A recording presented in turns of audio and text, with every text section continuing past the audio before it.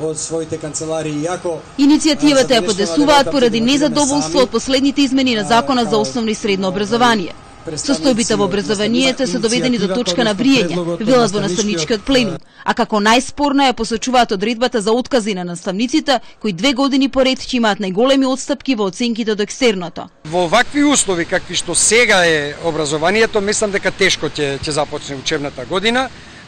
Имаме искуство со оваа учебна година, штрајкот што започна на почетокот на второто полугодие, можеби пленумите ќе се одлучат да бойкотираат наставата се до донесување на измени во законите за основно и средно образование.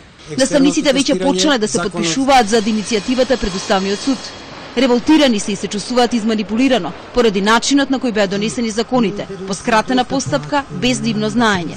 Ни се подметна дека за тоа сега што тие го ставија во законските одредби не се разговарало, па тоа е повеќе од смешно, ниту сме ние мали деца, ниту пак тие се некои, не знам, многу итри, па со начинот на кој што функционираат ќе постигнат тоа што сакаат да го постигнат. Целта е постојано она што го зборуваме, да се убие сосема она што е дух во просветата и во образованието. Според независниот пратеник Слоза Грчева, целиот концепт е погрешно поставен. Терминот екстерно оценување е украден од западноевропските земји, вели, но кај нас зад него се крие друг процес. Тие живеат под стрес, што ќе направат на еден тест кој што не е одраз на нивното знаење.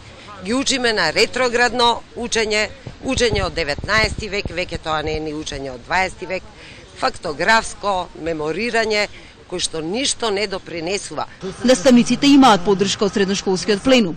Летниот период е според учениците последна шанса да се подобрат состојбите во образованието, бидејќи со почетокот на учебната година за многу од понудените опции ќе биде доцна.